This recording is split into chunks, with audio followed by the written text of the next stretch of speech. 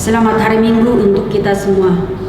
Saudara-saudara yang dikasihi oleh Tuhan Yesus Kristus, kita siapkan hati dan pikiran kita untuk beribadah kepada Tuhan.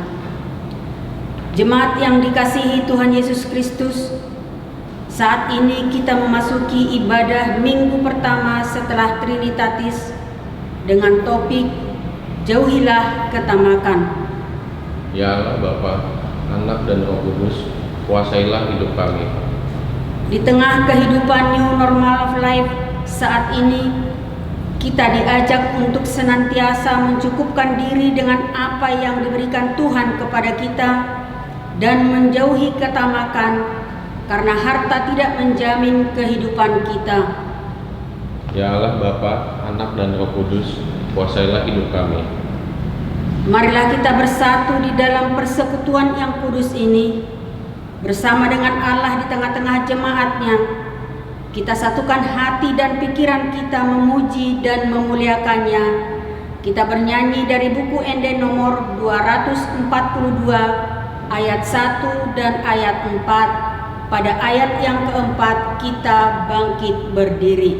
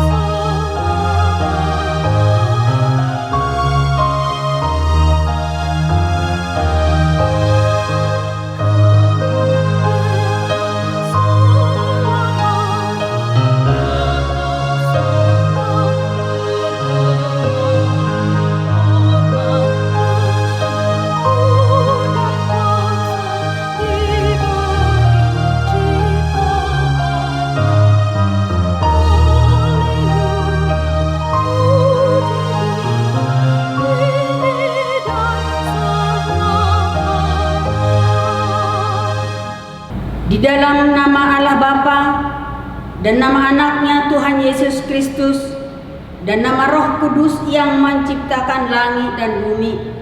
Amin. Dunia ini sedang lenyap dengan keinginannya, tetapi orang yang melakukan kehendak Allah tetap hidup selama-lamanya. Haleluya.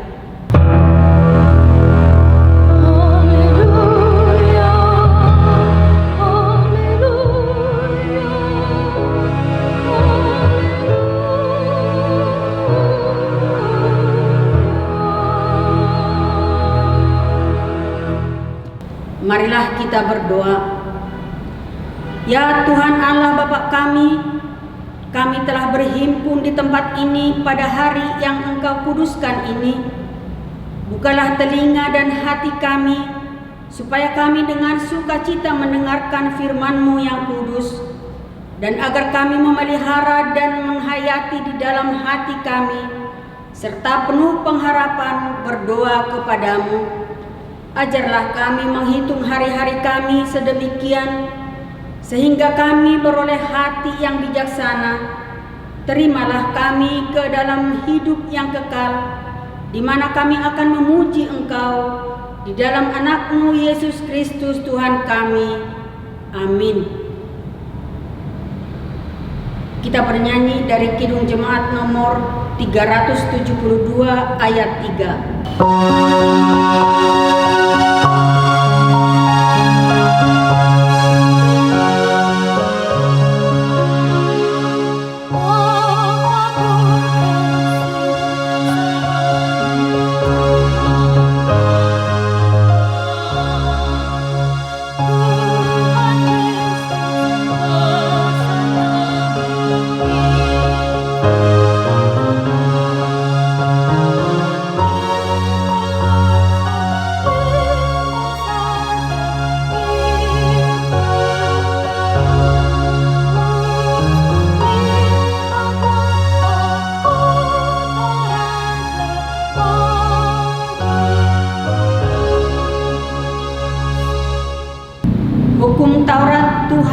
kita pada minggu pertama setelah Trinitatis, yaitu hukum Taurat yang ke-10 dan maksudnya. Janganlah mengingini rumah sesamamu, jangan mengingini istrinya, atau hambanya laki-laki, atau hambanya perempuan, atau lembunya, atau keledainya, atau apapun yang dimiliki sesamamu. Maksudnya adalah kita harus takut serta kasih kepada Allah. Sebab itu, jangan kita mempergunakan tipu daya untuk memiliki harta sesama manusia serta harta warisannya. Kita harus membantu mereka memelihara hartanya. Dan jangan kita menghasut baik istri maupun pembantunya dan menipu ternaknya. Kita patut menasihati mereka serta membujuknya agar tetap cinta dan setia kepada tugasnya. marilah kita bersama-sama berdoa, memohon kekuatan dari Tuhan kita. Ya Tuhan Allah, kuatkanlah kami untuk melakukan yang sesuai dengan hukum-Mu. Amin. Marilah kita bernyanyi dari Kidung Jemaat nomor 27 ayat 3 sambil berdiri.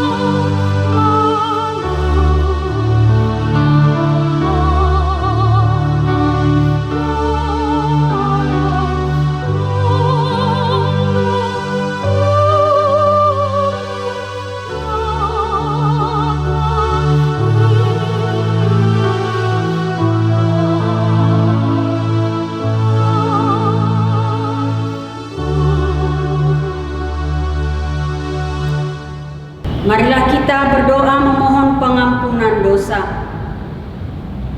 Ya Tuhan Allah Bapa, Anak dan Roh Kudus, kami hadir di hadirat-Mu yang kudus untuk mengaku dan memuji nama-Mu yang kudus, karena kami telah Engkau luputkan dari pandemi virus corona yang sedang melanda bumi ini.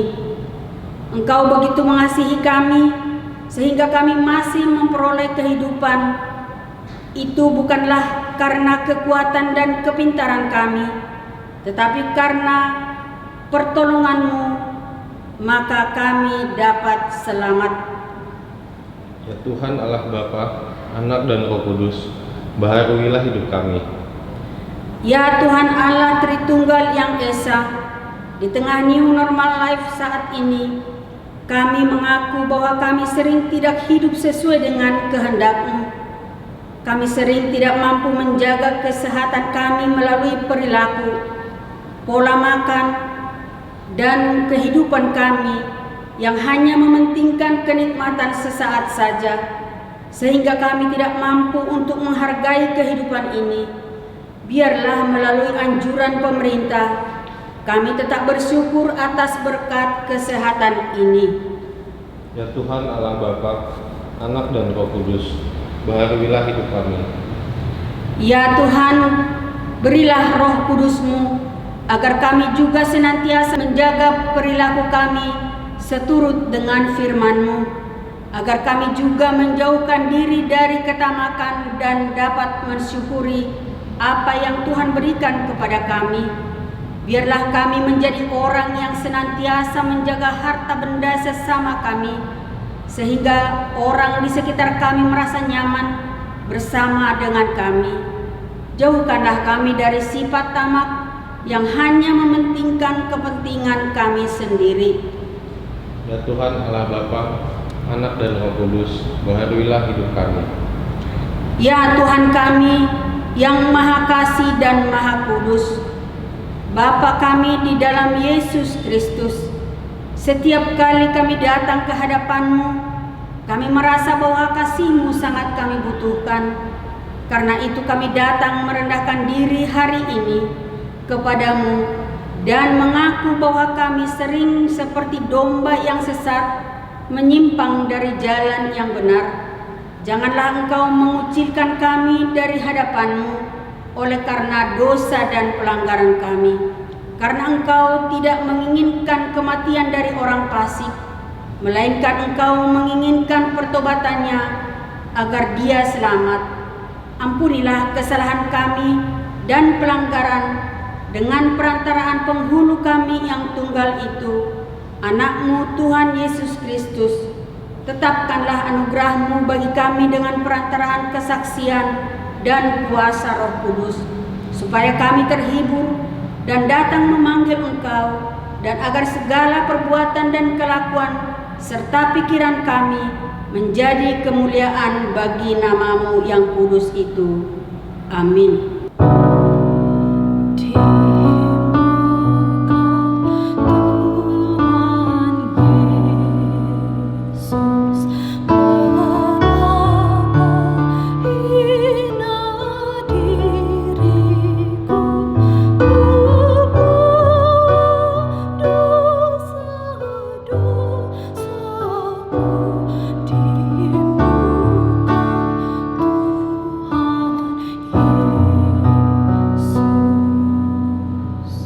Janji Tuhan tentang pengampunan dosa. Siapakah yang akan menggugat orang pilihan Allah? Allah yang membenarkan mereka. Siapakah yang akan menghukum mereka? Kristus Yesus yang telah mati, bahkan lebih lagi, yang telah bangkit, yang juga duduk di sebelah kanan Allah, yang malah menjadi pembela bagi kita. Kemuliaan bagi Allah di tempat yang maha tinggi. Amin. Kita bernyanyi dari PKJ nomor 138 ayat 3.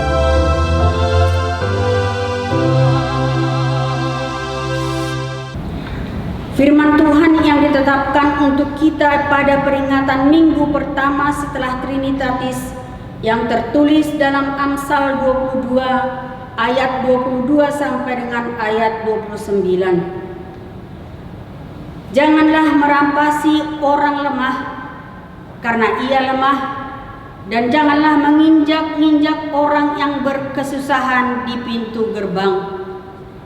Sebab Tuhan membela perkara mereka dan mengambil nyawa orang yang merampasi mereka. Jangan berteman dengan orang yang lekas gusar. Jangan bergaul dengan seorang pemarah.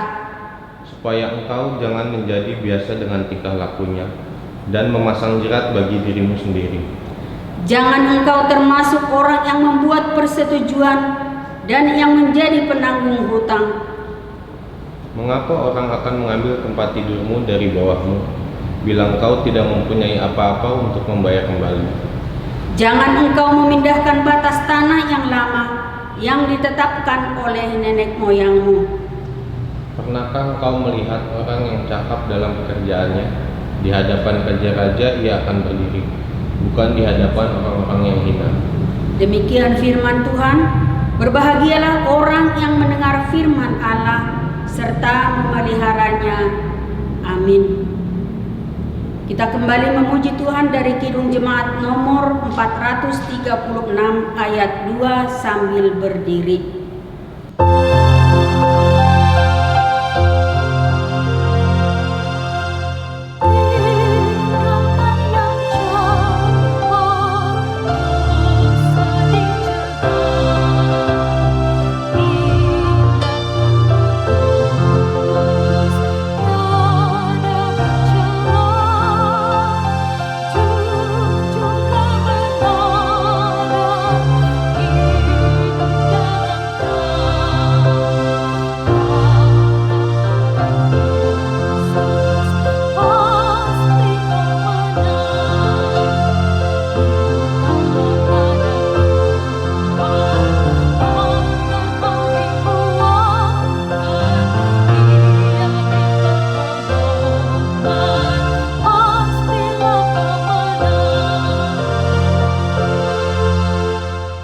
Marilah kita bersama-sama mengaku iman kepercayaan kita sebagaimana teman-teman seiman di seluruh dunia. Kita bersama-sama mengucapkannya. Aku percaya kepada Allah, Bapa yang Maha Kuasa, Khalik langit dan bumi. Aku percaya kepada Yesus Kristus, Anaknya yang tunggal Tuhan kita, yang dikandung daripada Roh Kudus, lahir dari anak darah Maria, yang menderita sengsara di bawah pemerintahan Pontius Pilatus, disalibkan, mati dan dikuburkan, yang turun ke dalam kerajaan maut. Pada hari yang ketiga, bangkit pula dari antara orang mati, naik ke surga, duduk di sebelah kanan Allah, Bapa yang Maha Kuasa. Dari sana akan datang kelak untuk menghakimi orang yang hidup dan yang mati. Aku percaya kepada Roh Kudus dan adanya satu gereja yang kudus, persekutuan umat kudus, pengampunan dosa, kebangkitan daging, dan hidup yang kekal. Kita kembali memuji Tuhan dari Kidung Jemaat nomor 457 ayat 6.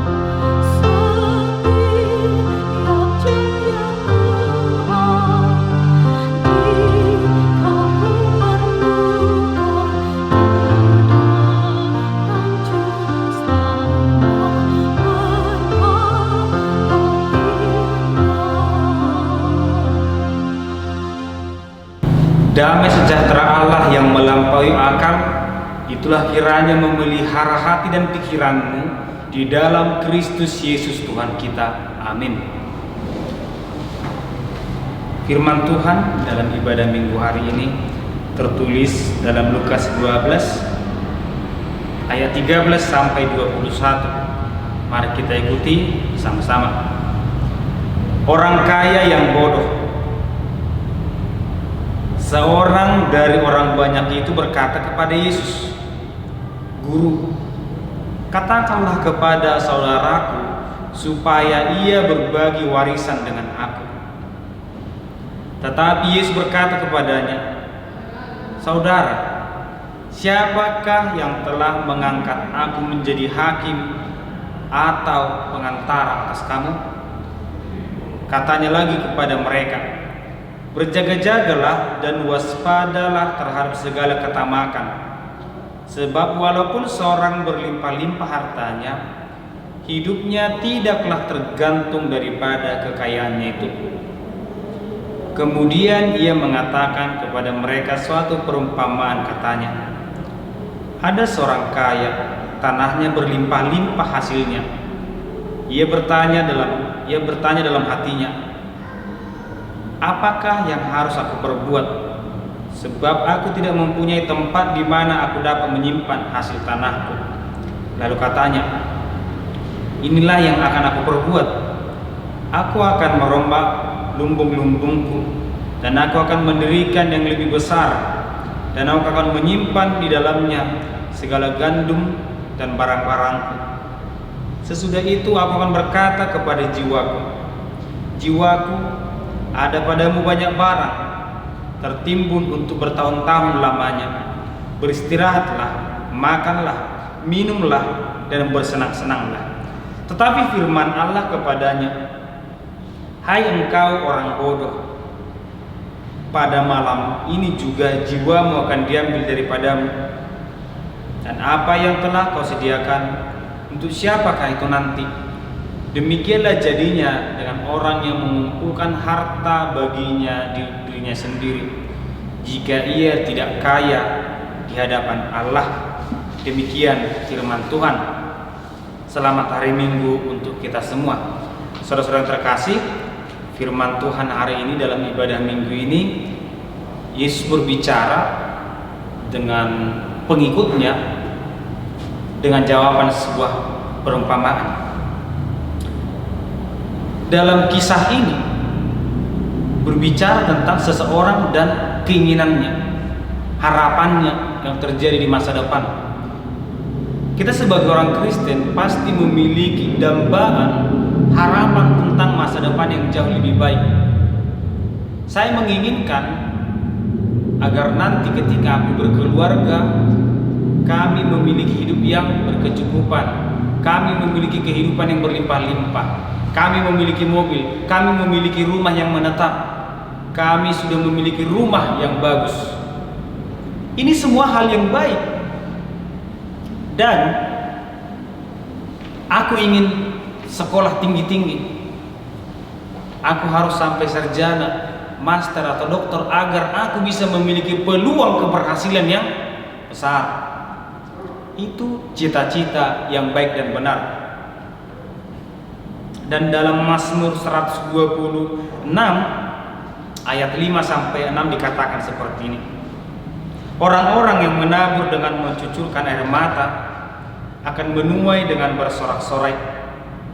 Orang yang berjalan maju dengan menangis sambil menabur benih pasti pulang dengan sorak-sorai sambil membawa berkas-berkasnya. Sebuah firman Tuhan yang sangat mulia memberikan semangat kepada kita bahwa usaha itu tidak akan pernah mengkhianati hasil. Seseorang yang memiliki usaha yang besar, hasilnya pasti besar. Seseorang yang memiliki usaha yang baik pasti akan memperoleh hasil sesuai dengan usahanya. Itu pasti. Dalam falsafah orang Batak juga seperti itu. Molo sinuan hasang donatubu. Molo sinuan nadeng gadok tubuh, nadeng gadok narok. Jadi ketika seseorang usahanya, pekerjaannya, sekolahnya tinggi-tinggi, wajarlah dia memperoleh hasil yang maksimal. Dan itu firman Tuhan, bukan perkataan manusia. Tetapi bisa juga terjadi ternyata di luar itu. Usaha besar ternyata hasilnya kecil, hasilnya buruk. Mungkin karena ada yang salah dariku atau salah di orang lain. Itu bisa terjadi. Contoh pertama adalah saya memberikan usaha yang bagus, usaha yang mapan, tetapi orang lain berniat buruk kepada saya dan menghancurkan usaha saya. Artinya hasilnya tidak bagus. Tapi saya percaya bahwa dalam hal seperti ini pun Tuhan Maha melihat. Dia akan melihat usaha kita dan dia mungkin akan membalas pada waktunya. Sama seperti yang terjadi kepada Ayub. Seberapa jahatnya iblis kepada dia, tapi Tuhan melihat dan memberikan balasan yang lebih. Demikian juga kepada Abraham dan Lot. Lot mengambil bagian yang terbaik dibanding Abraham. Tetapi kita lihat Abraham hidupnya terberkati. Oleh karena itu memang hasil bisa saja tidak seperti yang diharapkan jika si jahat bertindak. Saya pernah melihat seorang petani yang sangat menangis melihat kebunnya ketika dia menanam cabai yang sudah sangat suburnya, sudah berbuah. Orang dengan teganya membabat cabainya dan hasilnya nol. Usahanya besar, hasilnya nol karena si jahat. Tapi dalam hal ini kita percaya bahwa Tuhan Maha melihat. Contoh yang kedua adalah ketika saya membuat usaha yang besar, tapi saya tidak memperoleh hasil yang besar karena apa? Karena bisa jadi di dalam usaha saya itu ada sesuatu terselip ketidakbenaran. Contohnya, aku ingin bekerja supaya nanti aku bisa memiliki mobil, aku bisa jalan ke Eropa, aku bisa makan sesukaku, aku bisa membeli barang yang aku mau, aku bisa jalan-jalan kemana aku mau. Apa yang salah di situ? Ada satu. Berarti semua yang dia cita-citakan itu hanya untuk dirinya saja. Dan dalam firman Tuhan ini itu ditegur. Jangan pernah bangga dengan harta kekayaan kalau memang hanya kaya untuk dirimu sendiri. Tetapi banggalah jika memang kamu kaya di hadapan Tuhan. Ini adalah gambaran tadi bahwa usaha manusia akan sesuai dengan hasil. Tapi ternyata di balik semua itu masih ada hal yang mungkin terjadi. Masih ada hal terjadi. Itulah kisah hari ini. Ketika seseorang yang mengikut Yesus berkata kepada Yesus, Yesus bilang kepada saudaraku supaya dia memberikan harta warisannya. Dari pertanyaannya ini sebenarnya kita bisa menganalisa beberapa hal. Satu, memangnya Yesus itu siapa? Sehingga dia mengurusi urusan tanah antara dia dan saudaranya. Memangnya itu siapa? Yesus itu. Wajar dong Yesus menjawab, siapa yang mengangkat aku? Yang kedua, jangan-jangan memang dia tidak berhubungan baik dengan saudara.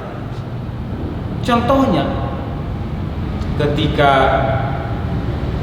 kita berkata, Yesus, aku menginginkan hartanya, tolong dulu bantu. Maunya Yesus berbicara kepada saudaranya, ini kan tidak masuk akal. Siapa Yesus bagi dia?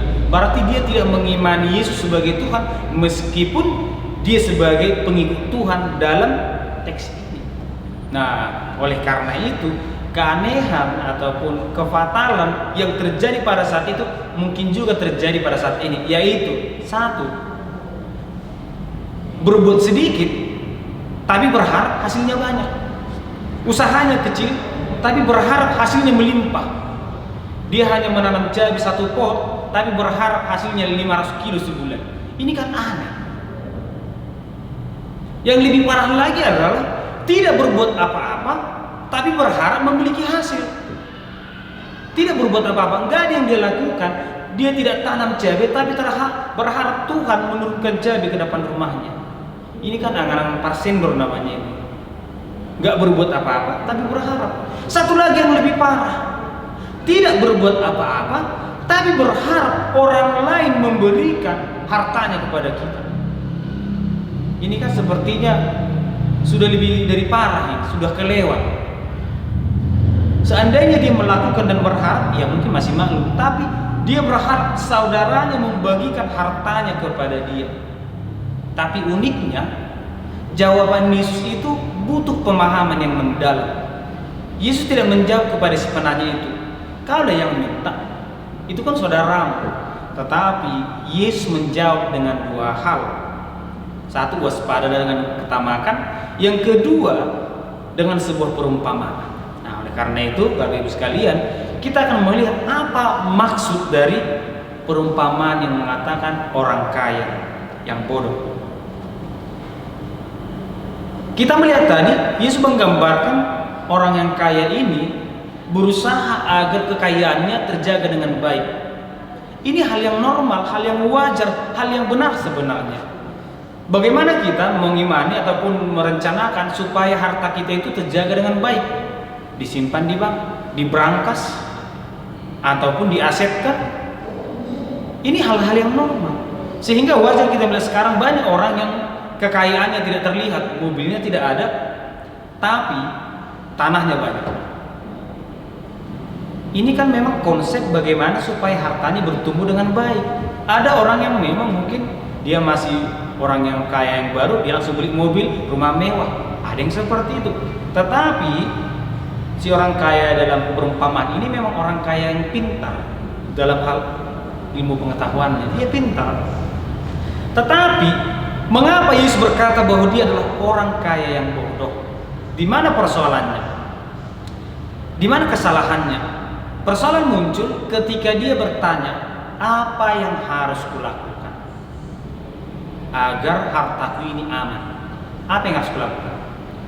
Persoalan muncul di situ ketika dia berkata, kubesarkanlah lumbung-lumbungku agar semuanya lebih aman, agar beberapa tahun hartaku ini terjaga dengan aman, agar sampai usiaku 70 tahun pun 100 tahun hartaku ini aman.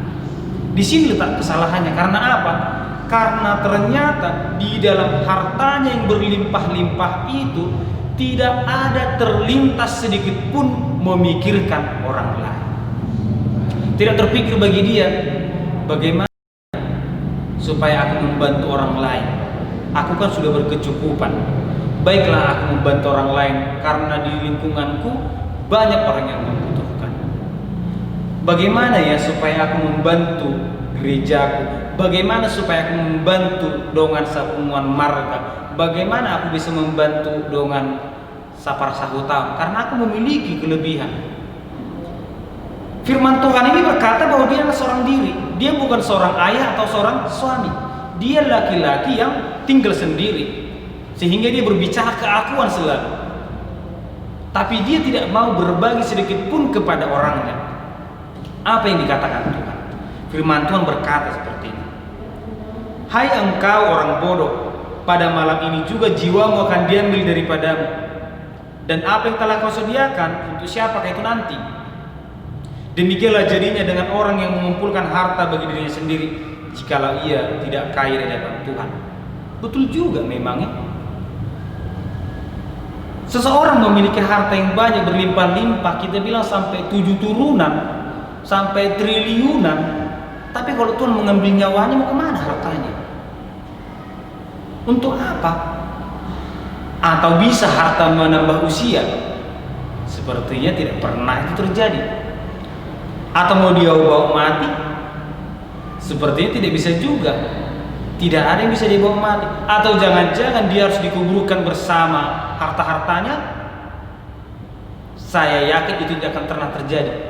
Kenapa tidak pernah terjadi? Contohnya seperti ini. Dia adalah orang yang tidak mau berbagi kepada tetangganya.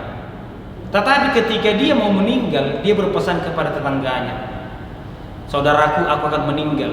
Nanti ketika aku meninggal, tolong dulu ya, ini surat-surat tanah ini ikutkan ke kuburanku itu.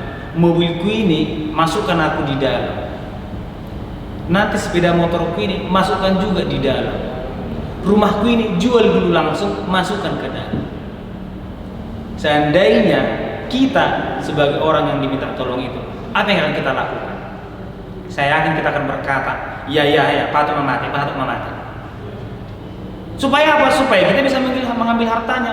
Dan itu mungkin akan terjadi karena apa? Karena orang akan berpikir semasa hidupmu, kamu tidak mau berbagi kepada orang lain.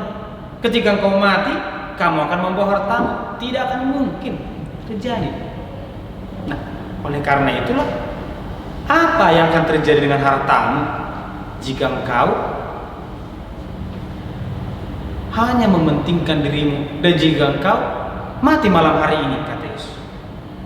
Nah, oleh karena itulah firman Tuhan hari ini mengatakan bahwa dia adalah orang yang bodoh. Dia pintar secara IQ, dia pintar secara hitung-hitungan, tetapi dia bodoh secara berbagi-bagi. Dia pintar bagaimana supaya hartanya semakin melimpah, tapi dia bodoh dalam hal membagi hartanya kepada orang lain. Saudara yang terkasih, mungkin kita juga memiliki kesempatan seperti ini, tetapi kita harus percaya bahwa di balik tindakan manusia tidak akan bisa memastikan apa yang terjadi esok hari. Kita tidak bisa katakan, Tuhan, hartaku ini cukup untuk 70 tahun, aku pasti akan sehat selalu. Tidak bisa. Kalau Tuhan berkata, jika nyawamu ambil, tidak bisa. Yang bisa manusia lakukan adalah berkehendak dan menyerahkan hidupnya kepada Tuhan. Oleh karena itu, di balik hebatnya manusia, di balik kayanya manusia, di balik suksesnya manusia, di balik pintarnya manusia, ada yang lebih berkuasa atas dia, yaitu Tuhan. Oleh karena itulah firman Tuhan berkata, lebih baik kamu kaya di hadapan Tuhan. Saudara terkasih, ada apa dengan warisan? Ini tadi pembahasan dengan warisan. Memang mungkin budaya orang Yahudi sama budaya kita orang Batak hampir sama, pembagian warisan kepada keturunannya. Memang betul jawaban Tuhan, siapa yang mengangkat aku menjadi hakim antara saudaramu? Betul. Tapi memang harus kita akui juga dalam pembagian harta warisan yang terjadi dan yang sering terjadi pun, kita harus menyertakan pertolongan Tuhan di dalam hal itu. Karena kenyataannya harta warisan ini kita imani sebagai berkat kepada orang tua dari Tuhan, tetapi bisa saja terjadi anak-anaknya, keturunannya ribut hanya karena harta warisan. Ada yang saling membunuh hanya karena harta warisan dan lain sebagainya. Oleh karena itulah, dalam mengambil keputusan apapun, mintalah penyertaan Tuhan dalam hidup kita. Saudara-saudara yang terkasih, firman Tuhan hari ini menekankan sebuah tema kepada kita, tema yang sangat penting, yaitu hindarkan ketamakan. Ketamakan itu adalah sebuah sifat kerakusan yang berlebihan, keinginan yang sangat jahat. Dari percakapan Yesus dan penanya tersebut, sepertinya si penanya bukan orang miskin atau orang yang sangat membutuhkan. Dia bukan orang miskin dan bukan juga orang yang sangat membutuhkan. Kenapa?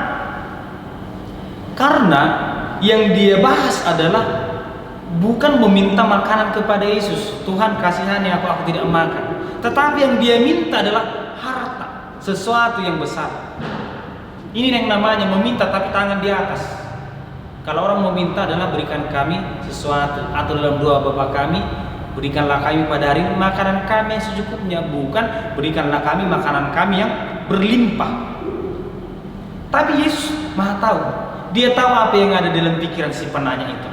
Dia tahu bahwa si penanya ini adalah orang yang serakah, orang yang tamak. Dalam pikiran si penanya, mungkin kalau Yesus berbicara kepada saudaranya, saudaranya akan memberikan. Artinya contohnya seperti ini, orang kaya berikan warisanmu kepada saudaramu. Tapi kan itu salah. Dia yang bekerja, kok jadi ini yang mendapat? Yesus juga harus adil, tidak mungkin itu terjadi. Oleh karena itulah dikatakan bahwa dia adalah orang kaya yang bodoh. Tetapi orang kaya yang bodoh ini, saya yakin saudara si penanya ini bukanlah orang kaya yang bodoh, tapi gambaran orang kaya yang bodoh ini murni untuk menggambarkan pribadi si penanya itu. Murni, 100%. Kenapa? Memang sekilas Yesus tidak mau mengatakan kepada si penanya, kamu orang yang bodoh, kamu orang yang tamak. Tetapi Yesus hanya menjawab, waspadalah. Dan Yesus membuat sebuah perumpamaan agar dia paham, agar kita paham bahwa ketamakan itu akan merusak segala sesuatu. Nah, oleh karena itu saya yakin juga temannya itu, saudaranya itu saudara yang baik dan saudara yang benar. Kenapa? Tapi kenapa dia tidak mau berbagi kepada si penanya ini? Ya wajar tidak mau berbagi kalau permintaannya adalah harta warisan. Kalau permintaannya adalah sesuatu yang berlebihan, saudara mana yang mau memberikan? Tapi seandainya dia betul-betul miskin dan membutuhkan, tidak mungkin dia tidak mau memberi. Kita juga seperti itu. Pasti kita akan menolong jika saudara kita memiliki kekurangan, sangat-sangat membutuhkan. Kita pasti menolong. Jangankan saudara, orang lain pun kalau kita lihat membutuhkan dan dia meminta kepada kita, pasti kita tolong. Nah, oleh karena itu kenapa tidak ada mau diberi? Karena memang Yesus tahu bahwa si penanya ini orang serakah, yang dia minta harta warisan, sedangkan saudaranya ini berjerih payah mendapatkan hartanya. Sebaliknya, seandainya kita sebagai si pemberi, Apakah kita mau memberikan sesuatu kepada teman kita, kepada saudara kita, kalau kita tahu dia adalah orang yang serakah? Saya yakin tidak. Amaniaha ngaro anggim nesian siak kutai torin na mga lusi. Unang pola lusi dokumen yang ija bolehnya pola lama jalo hepeng terus. Pola lama ngidu terus. Pola lama korus terus. Pasti akan kita jawab seperti itu. Atau jangan-jangan pura-pura nggak kenal. Ini saudara kami dari kamu nggak kenal. Karena kita sudah tahu bahwa dia itu penuh dengan kerakusan. Saya juga pernah mengalami keluarga seperti itu. Bukan meminta, tapi malah berkata seperti ini. Tarlihamu juga pengen munibah. Ini sebuah pengalaman. Tarihamu pengen munibah tusun. Nahulitak kamu. Orang bekerja dengan susah payah, tapi memaksa supaya orang lain menyerahkan hartanya kepada dia. Ini adalah sebuah ketamakan. Oleh karena itu, saudara terkasih, firman Tuhan sangat jelas kepada kita, waspadalah terhadap segala ketamakan. Jangan mengingini milik sesamamu. Mengingini sesuatu itu benar. Dalam hukum Taurat ke-10, jangan mengingini milik sesamamu. Aku ingin menikah dengan wanita itu, benar, selama wanita itu belum menikah. Tetapi kalau dia sudah milik seseorang, dia sudah menikah, itu salah. Aku ingin memiliki mobil itu. Aku ingin memiliki rumah itu. Aku ingin memiliki anjing itu. Sudah ada pemiliknya dan itu sudah sah menjadi dia. Itu salah. Yang benar adalah aku ingin memiliki mobil. Aku bekerja dan aku memperoleh. Nah, demikian juga kita tidak salah memiliki keinginan, tetapi jangan mengambil milik orang lain. Dalam epistel itu sangat jelas dikatakan, jangan menindas orang lain. Jangan mengambil tanah orang lain. Dalam budaya ataupun waktu saya kecil ada istilah seperti ini, bahasa oleh membuat tanah nihalah parbalokan. Batas ladang sudah jelas, tapi selalu dia cangkoli supaya tanah orang masuk ke ladangnya, supaya batas tanah bergeser. Ini orang yang serakah, dan orang yang serakah tidak akan pernah bahagia dalam hidupnya. Dia sudah kaya raya, tapi mengambil milik orang lain. Silakan orang menjadi kaya tanpa memiskinkan orang lain. Silakan orang menjadi pintar tanpa membodohi orang lain. Silakan capai keinginan tanpa merusak milik orang lain. Itulah yang pertama. Yang kedua, sebenarnya Tuhan sudah mencukupkan segala sesuatu kepada manusia. Sudah Tuhan sediakan dengan baik. Oleh karena itu, untuk setiap keinginan, mari syukuri dan terima dan cari. Melalui apa? Melalui kesehatan yang diberikan, kekuatan yang diberikan, kepintaran yang diberikan. Percayalah bahwa Tuhan akan memberikan yang terbaik jika kita memang memberikan yang terbaik. Percayalah bahwa Tuhan akan menyerahkan sesuatu yang terbaik jika memang kepada Tuhan juga kita memberikan yang terbaik. Oleh karena itulah, hidup berkecukupan, hidup berkelimpahan itu tergantung usaha manusia. Jadi suatu ngarong namartang yang Tuhan kijam doh kuasa upugus ibana mamora, itu salah. Tuhan, mengapa engkau tidak adil? Dia hidupnya mewah, aku miskin. Tuhan akan menjawab, ya kau tidur aja kerjaanmu. Kau hanya meminta-minta aja kerjaanmu. Tetapi yang terakhir adalah kata kaya di dalam Tuhan. Meskipun kita menjadi orang miskin, tidak masalah. Yang penting kita kaya di hadapan Tuhan. Kaya belas kasihan, kaya perbuatan baik, kaya bersyukur, kaya kesabaran. Itulah bukti orang percaya. Sehingga ibadah minggu kita hari ini mengatakan, jauhi ketamakan, syukuri apa yang ada, syukuri apa yang sudah diberikan Tuhan kepada kita. Tuhan memberkati kita. Amin. Kita berdoa. Terima kasih Tuhan untuk berkat dan penyertaan-Mu dalam ibadah minggu ini. Berkati kami Tuhan dalam masa-masa yang sulit yang kami hadapi. Orang yang sedang masa pendidikan, pekerjaan, ataupun masa lansia, berkati kami Tuhan. Biarlah kiranya setiap usaha dan rencana kami Engkau berkati. Biarlah kiranya Tuhan setiap berkat yang Engkau berikan kepada kami menjadikan kami tetap bersyukur kepadamu. Ajari kami Tuhan agar kiranya kami menjadi orang yang kaya di hadapan-Mu. Di dalam nama Yesus Kristus kami berdoa. Amin. Kita bernyanyi dari Jumat nomor 450 ayat yang ketiga.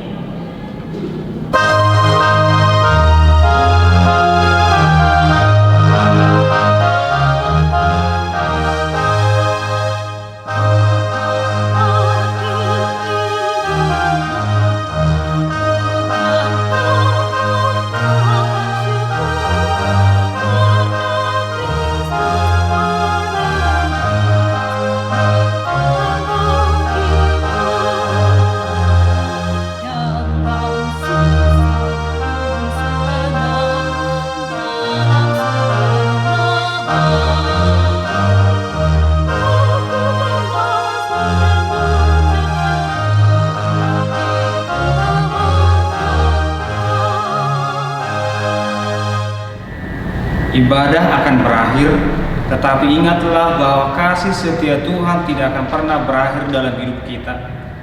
Berkat-Nya selalu baru tiap pagi yang akan memberikan kehidupan bagi kita. Oleh karena itu, pujilah Tuhan kita. Kami berterima kasih ya Tuhan, karena padamu ada kehidupan yang kekal. Firman Tuhan hari ini mengharapkan supaya kita mencukupkan diri dengan apa yang ada pada kita dan menjauhkan diri dari ketamakan, tetapi semakin dimampukan untuk menjaga harta orang lain, supaya setiap orang di sekitar kita akan mengenal bahwa Tuhan adalah penolong kita.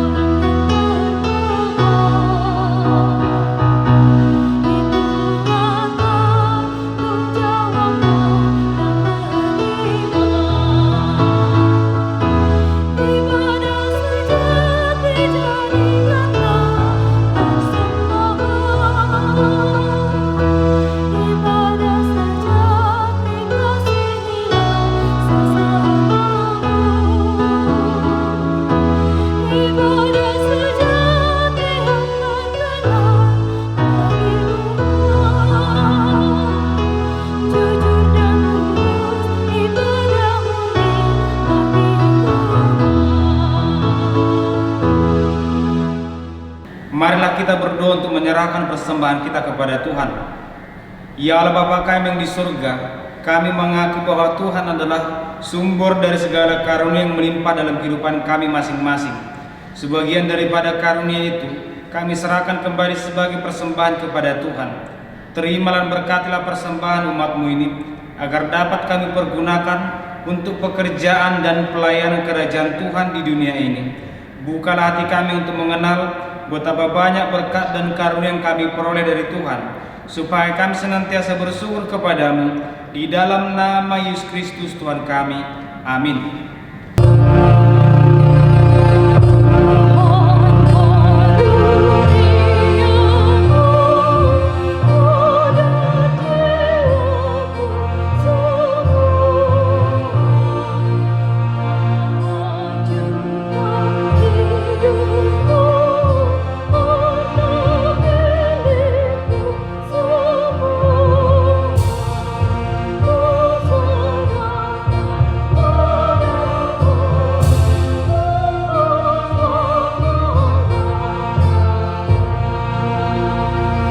Bapa kami yang di surga, dikuduskanlah nama-Mu, datanglah kerajaan-Mu, jadilah kehendak-Mu di bumi seperti di surga.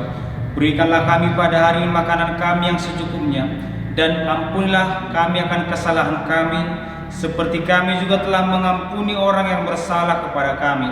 Dan janganlah membawa kami ke dalam pencobaan, tetapi lepaskanlah kami daripada yang jahat.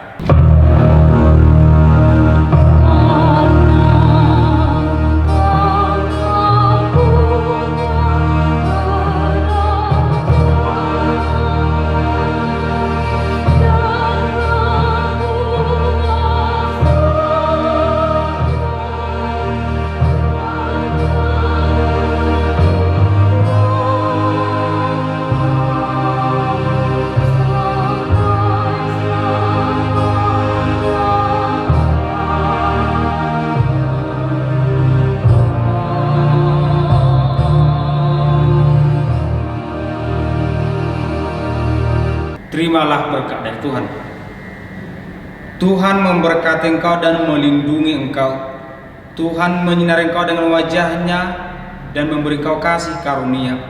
Tuhan menghadapkan wajah-Nya kepada engkau dan memberimu damai sejahtera. Amin.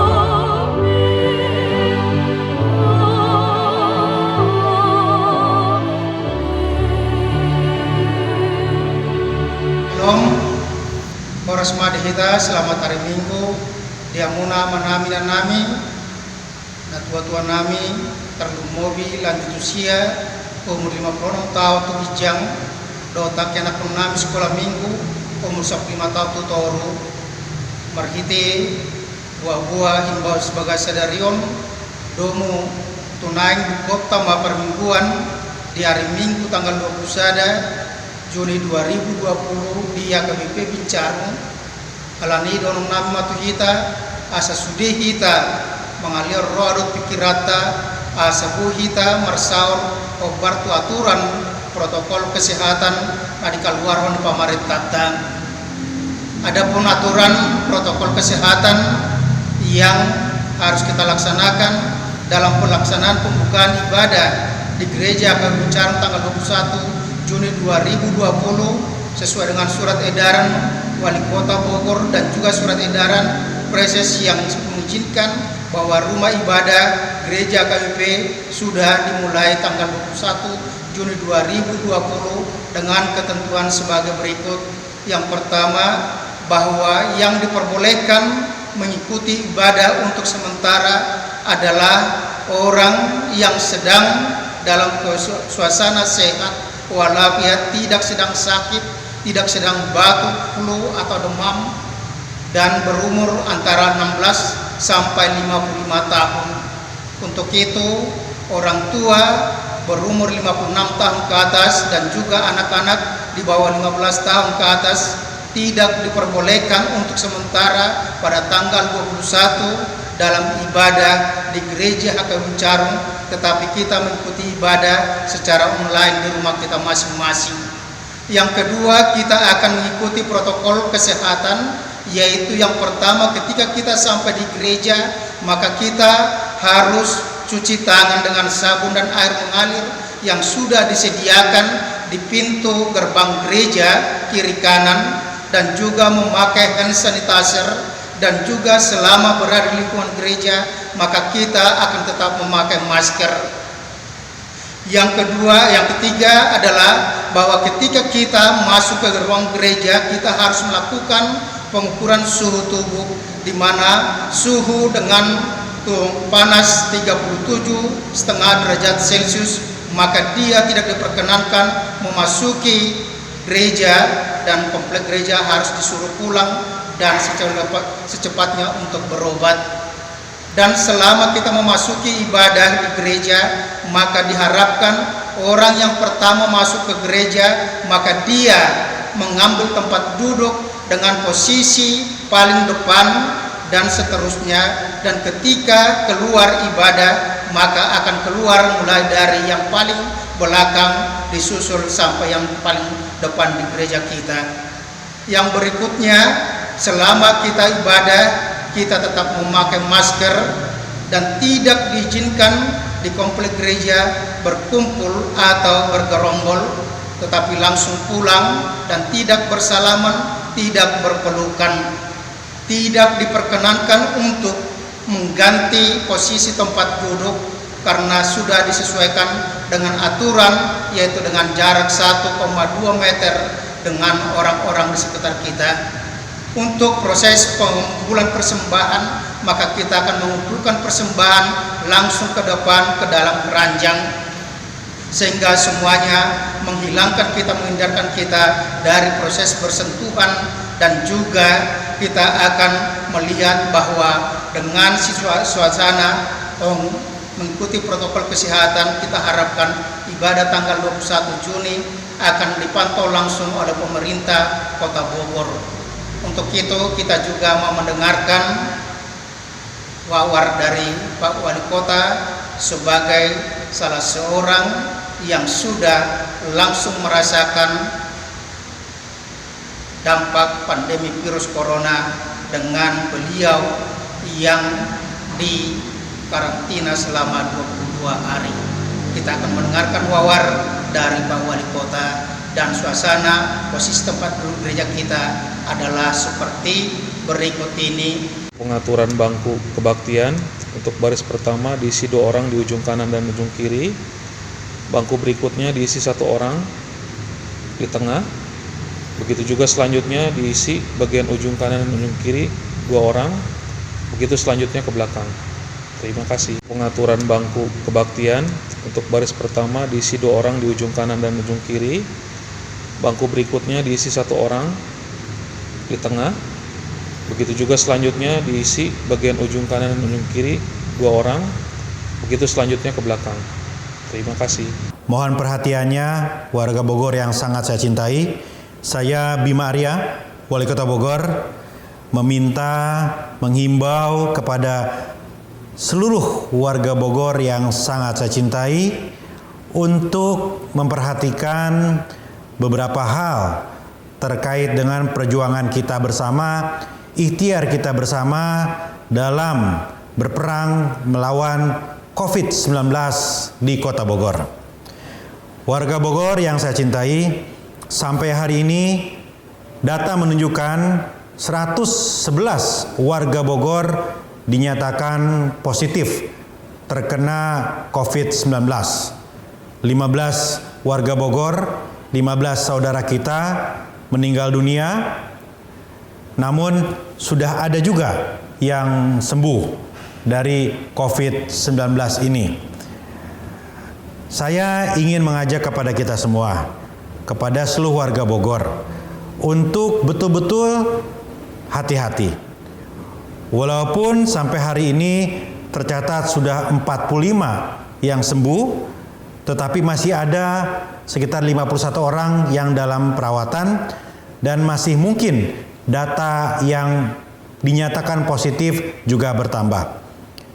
Warga Bogor yang sangat saya cintai, perang melawan COVID-19 ini ibarat berperang melawan musuh yang tidak terlihat dengan logistik yang terbatas, dan di sisi lain kita harus melindungi seluruh warga Bogor tanpa terkecuali. Sangatlah berat, amatlah berat. Namun saya yakin apabila kesadaran dari warga Bogor untuk menghadapi musuh kita ini kuat, dan saya yakin apabila warga Bogor paham siapa lawan yang kita hadapi ini, insya Allah lawan ini bisa kita taklukkan bersama-sama. Lawan ini bisa kita kalahkan bersama-sama. Warga Bogor yang sangat saya cintai, COVID-19 ini lebih rentan untuk menyerang anak-anak dan lansia. Jadi saya menghimbau kepada anak-anak dan lansia untuk lebih berhati-hati agar lebih banyak tinggal di rumah dan membatasi keluar rumah. Yang kedua, COVID-19 ini akan lebih menyerang orang-orang dengan tingkat imunitas yang rendah, orang-orang yang memiliki penyakit bawaan, orang-orang yang memang kondisinya tidak bugar, tidak sehat. Nah, karena itu jagalah selalu kesehatan, selalu lakukan pola hidup yang bersih dan sehat. Usahakan selalu olahraga, usahakan selalu mengkonsumsi makanan dan vitamin yang mengandung gizi yang baik. Yang ketiga, yang menjadi penyebar dari COVID-19 ini adalah orang-orang yang tanpa gejala. Orang-orang yang tidak merasakan gejala apapun, tidak ada batuk, tidak ada demam, tidak ada sesak, tetapi ada virus di tubuhnya dan sangat mungkin menularkan kepada orang lain. Itulah mengapa kita semua harus tetap waspada. Kita semua tidak boleh sembarang berinteraksi, bergaul dengan orang tanpa melakukan pembatasan-pembatasan. Nah, karena itu saya menghimbau kepada seluruh warga Bogor yang sangat saya cintai Pertama, untuk selalu rajin mencuci tangan dengan sabun dan air yang mengalir. Gunakanlah sabun atau hand sanitizer. Yang kedua, semaksimal mungkin untuk tidak keluar rumah, menunda kegiatan yang menyebabkan berkumpulnya massa atau orang dalam jumlah yang banyak. Ketiga, apabila memang harus keluar rumah, wajib menggunakan masker. Gunakanlah masker yang baik. Masker kain boleh, masker kain yang dilapis oleh tisu lebih baik lagi. Karena masker inilah yang bisa mencegah penularan. Cairan yang keluar dari mulut bisa tertahan oleh masker, dan cairan yang berasal dari orang lain di sekitar kita juga bisa tertahan oleh masker. Jadi sekali lagi, gunakanlah, pakailah masker apabila Bapak Ibu, saudara-saudari semua keluar rumah. Kemudian selalu menjaga jarak. Jangan dekat-dekat ketika berkomunikasi dengan orang lain. Minimal 2 meter. Pastikan ada jarak 2 meter ketika Bapak Ibu berkomunikasi, berbicara, berinteraksi dengan orang lain. Kemudian apabila memang harus keluar rumah, ketika pulang ke rumah, ketika sampai di rumah, segera lepas alas kaki, langsung melakukan proses pembersihan, bersih-bersih diri, mandi, minimal cuci tangan dengan sabun dengan air yang mengalir, dan mengganti pakaian yang dikenakan supaya virusnya tidak menempel di baju dan tidak menularkan kepada orang lain. Dan apabila Bapak Ibu semua merasakan gejala-gejala yang mirip seperti gejala COVID-19, yaitu batuk, demam di atas 38 derajat, sesak nafas, atau tidak bisa mencium atau merasakan makanan dan bau-bauan, itu berarti ada indikasi Bapak Ibu mengalami COVID-19. Segera datang ke pusat pelayanan kesehatan terdekat dan sebaiknya jangan menggunakan kendaraan umum. Bapak Ibu sekalian, warga Bogor yang sangat saya cintai, saya meminta kepada seluruh warga, pengurus DKM, RT, RW untuk bersama-sama siaga dan waspada untuk memastikan tidak ada sembarang orang yang berkunjung, bertamu ke wilayah masing-masing tanpa diketahui. Apalagi apabila tamu itu berasal dari luar kota, berasal dari daerah zona merah yang berbahaya, yang menjadi pusat dari penyebaran COVID-19. Apabila memang ada tamu yang datang, saya meminta kerjasamanya seluruh RT dan RW siaga agar meminta orang tersebut tidak keluar rumah minimal 14 hari agar bisa dipantau kesehatannya dengan tetap memakai masker di dalam rumah. Bapak Ibu sekalian, itu adalah ikhtiar kita. Itu adalah usaha kita. Namun demikian, manusia boleh berikhtiar, manusia wajib berusaha, tapi takdir ditentukan oleh Allah Subhanahu wa taala. Karena itu saya mengajak kepada warga Bogor semua untuk senantiasa mendekatkan diri kepada Allah Subhanahu wa taala, untuk senantiasa memohon pertolongan dan kemudahan dari Allah Subhanahu wa taala. Mari kita aktifkan masjid dan tempat ibadah, tidak saja sebagai crisis center, sebagai pusat edukasi, tetapi sebagai tempat kita memohon kepada Allah Subhanahu wa taala untuk diberikan kekuatan, kesabaran dan pertolongan dalam melewati ujian yang maha berat ini. Tentu dengan tetap melakukan protokol kesehatan yang ketat agar semua tetap aman. Warga Bogor yang sangat saya cintai, demikian himbauan dari saya, Bima Arya, Wali Kota Bogor. Doa saya untuk semua, salam hangat saya untuk semua, salam cinta untuk seluruh keluarga di Kota Bogor. Semoga semua selalu diberikan kesabaran dan kekuatan oleh Allah Subhanahu wa taala. Wabillahi taufiq wal hidayah. Wassalamualaikum warahmatullahi wabarakatuh. Terima kasih, Tuhan Yesus memberkati.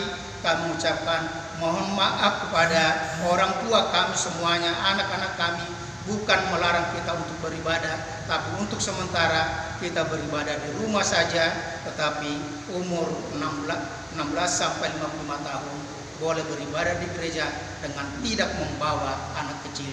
Tuhan Yesus memberkati. Shalom, Horas bagi kita semuanya.